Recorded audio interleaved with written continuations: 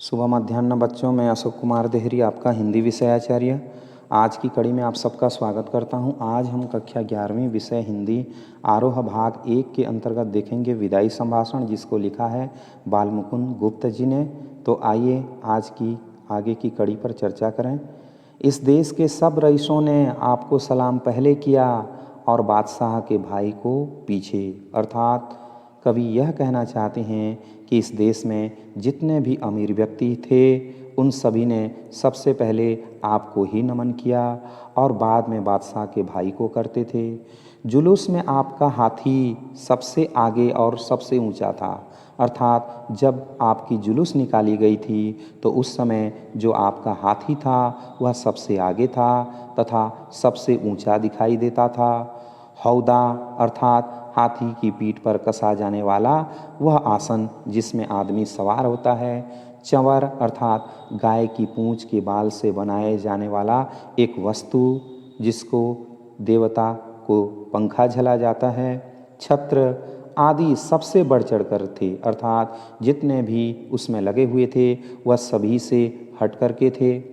सारांश यह है कि ईश्वर और महाराज एडवर्ड के बाद इस देश में आप ही का एक दर्जा था।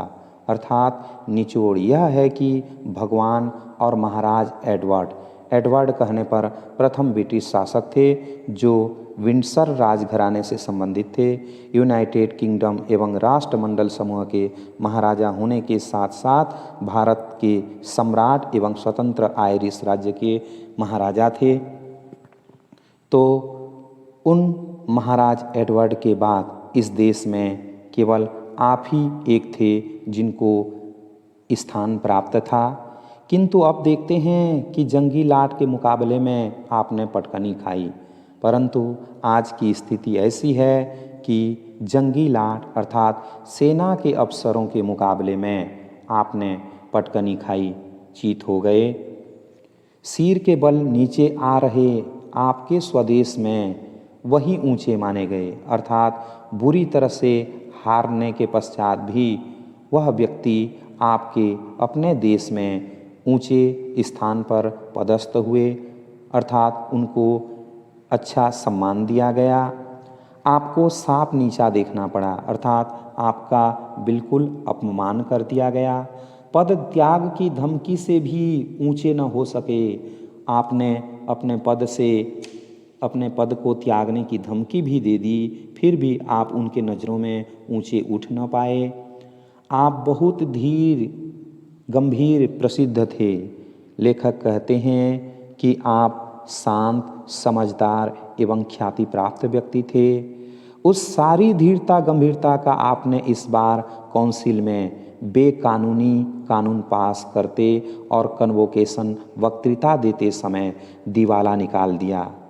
लेखक कहना चाहते हैं कि आपकी जितनी भी धीरता, गंभीरता इत्यादि गुण थे, उन सभी को जब आपने काउंसिल अर्थात परिषद में बेकानूनी कानून पास अर्थात कानून के विरुद्ध कानून पास किया और कन्वोकेशन वक्तृता दिए अर्थात दीक्षांत समारोह में अनुचित भाषण दिए, इससे आपका दिवाला निकाल दिया गया, अर्थात आपको इस दुनिया ने नष्ट कर दिया।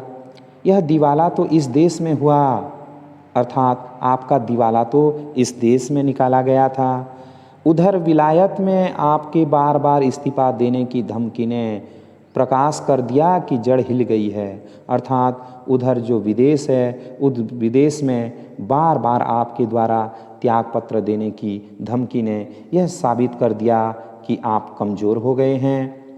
अंत में वहाँ भी आपका दिवालिया होना पड़ा और अंततः न चाहते हुए भी अपने देश में भी आपका दिवालियापन निकल गया और धीरता गंभीरता के साथ दृढ़ता को भी तिलांजलि देनी पड़ी तथा आप में जो धीरता, वीरता, गंभीरता आदि गुण थे तथा मजबूती इत्यादि जितने भी गुण थे उन सबको आपने त्याग कर दिया। इस देश के हाकिम आपकी ताल पर नाचते थे, अर्थात इस देश में जो शासक थे आपकी ताल पर नाचते थे, अर्थात आपके इशारे पर चलते थे। राजा महाराजा डोरी हिलाने से सामने हाथ बांधे हाजिर होते थे, अर्थात जो राजा और महाराजा थे वे आपके संकेत करने मात्र से अपने दोनों हाथों को बांधे हुए आपके सामने खड़े रहते थे। आपके एक इशारे में प्रलय होती थी, अर्थात आपके इशारे कर देने मात्र से पूरा समाज प्रलय से कांपने लगता था, अर्थात नष्ट हो जाता था। कितने ही राजों को मट्टी के खिलौने की भांति आपने तोड़ फोड़ डाला। कितने राजा तो ऐसे हैं जिनको आपने मिट्टी की खिलौने की भांति समझते हुए तोड़ फोड़ करके नष्ट कर डाला। कितने ही मट्टी काट के खिलौने आपकी कृपा के जादू से बड़े बड़े पदाधिकारी बन गए, और कितने ऐसे हैं जो मट्टी तथा लकड़ी के खिलौने की भांति थे, परंतु आपकी कृपा हो जाने से वे बड़े बड़े सम्मानित पदाधिकारी बन गए।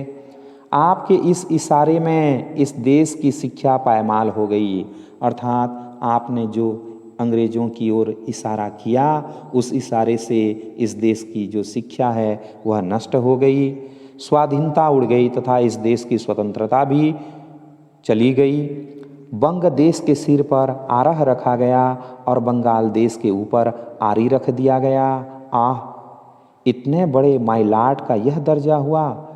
लेखक आहें भरते हुए कहते हैं कि इतने बड़े अन्नदाता का इस प्रकार से स्थान हुआ कि फौजी अफसर उनके इच्छित पद पर नियत न हो सके, अर्थात जो फौजी अफसर थे वे अपने इच्छित जगह पर निर्धारित नहीं हो सके और उनको उसी गुस्से के मारे इस्तीफा दाखिल करना पड़ा और उसको भी गुस्से में आकर के त्यागपत्र देना पड़ गया। वह भी मंजूर हो गया और उनके द्वारा उसे भी स्वीकृत कर लिया गया। उनका रखाया एक आदमी नौकर न रखा, अर्थात आपके द्वारा रखाया गया एक नौकर तक रखा नहीं गया, उल्टा उन्हीं को निकल जाने का हुक्म मिला और आपको ही निकल जाने का आदेश दे दिया गया। जिस प्रकार आपका बहुत ऊंचे चढ़कर गिरना यहाँ के निवासियों को दुखित कर रहा है, अर्थात आप ऊंचे चढ़ कर के नीचे गिरे थे और यह सबसे बड़ी दुख का विषय है। गिर कर पड़ा रहना उससे भी अधिक दुखित करता है, अर्थात जब आदमी नीचे गिर जाता है तो वह तो उससे भी ज़्यादा दुख को प्रदान करती है। आपका पद छूट गया तथापि आपका पीछा नहीं छूटा, अर्थात आपका पद जाने के पश्चात भी आप इस देश से नहीं गए। एक अर्दना क्लर्क जिसे नौकरी छोड़ने के लिए 1 महीने का नोटिस मिल गया हो, नोटिस की अवधि को बड़ी घृणा से काटता है। लेखक एक उदाहरण देते हुए कहते हैं कि एक अदना सा क्लर्क अर्थात एक छोटा सा बाबू जिसे नौकरी छोड़ने के लिए 1 महीने का नोटिस दे दिया गया हो, वह 1 महीने की अवधि को बड़ी नफरत भरी नज़रों से काटता है। आपको इस समय अपने पद पर रहना कहाँ तक पसंद है? लेखक यह प्रश्न करते हैं कि आप अपने पद में पदस्थ रहना आपको कहाँ तक अच्छा लगता है? आप ही जानते होंगे। लेखक कहते हैं कि इस बात की जानकारी केवल आपको ही होगी। अपनी दशा पर आपको कैसी घृणा आती है? लेखक प्रश्न करते हैं कि आप जिस स्थिति में आज पहुँचे हैं उस स्थिति में आपको कितना घृणा होता होगा, अर्थात आपको कितनी नफरत होती होगी। इस बात के जान लेने का इन देशवासियों को अवसर नहीं मिला और इस बात को जानने के लिए इस देश के लोगों को यह सुअवसर प्राप्त नहीं हुआ, पर पतन के पीछे इतनी उलझन में पड़ते उन्होंने किसी को नहीं देखा। लेखक कहते हैं किंतु पतन में अर्थात नीचता के मार्ग में जाते हुए किसी को भी इतने उलझन में पड़ते हुए यहाँ के लोगों ने नहीं देखा। माय लॉर्ड, एक बार आपने कामों की ओर ध्यान दीजिए, आप किस काम को आए थे? लेखक कहते हैं कि मेरे अन्नदाता, एक बार अपने कामों की ओर ध्यान तो दीजिए कि आप किस कार्य के लिए यहाँ आए थे और क्या कर चले, अर्थात आपने क्या किया। शासक प्रजा के प्रति कुछ तो कर्तव्य होता है, अर्थात शासक का अपने जनता के लिए कुछ तो कर्तव्य अवश्य होता है। यह बात आप निश्चित मानते होंगे और इस बात को आप अवश्य मान करके चलते होंगे। सो कृपा करके बतलाइए, अतः आप दया करके बताइए, क्या कर्तव्य आप इस देश की प्रजा के साथ पालन कर चले? मतलब आपने किस कर्तव्य का जिम्मेदारी निभाया और इस देश की प्रजा के पीछे आपने किस प्रकार का पालन किया? क्या आंख बंद करके मनमाने हुक्म चलाना और किसी की कुछ न सुनने का नाम ही शासन है? लेखक प्रश्न करते हैं कि आंख बंद करके मनमानी ढंग से शासन चलाना क्या वास्तव में उसे ही शासन कहते हैं? क्या प्रजा की बात पर कभी कान न देना और उसको दबाकर उसकी मर्जी के विरुद्ध जीत से सब काम किए चले जाना ही शासन कहलाता है? वे कहते हैं कि प्रजा की बात को कभी भी ध्यान नहीं देना तथा उसकी मर्जी के विरुद्ध चलना, क्या इसी को ही शासन कहा जाता है? एक काम तो ऐसा बतलाइए जिसमें आपने जीत छोड़कर प्रजा की बात पर ध्यान दिया हो, अर्थात आपका एक भी कार्य ऐसा नहीं है जो अपने जीत को छोड़ करके आपने प्रजा की ओर ध्यान दिया हो। तो आज के लिए इतना ही। आशा करता हूँ आज का वीडियो आपको ज़रूर अच्छा लगा होगा। यदि अच्छा लगा हो तो प्लीज़ लाइक शेयर और सब्सक्राइब करना न भूलें।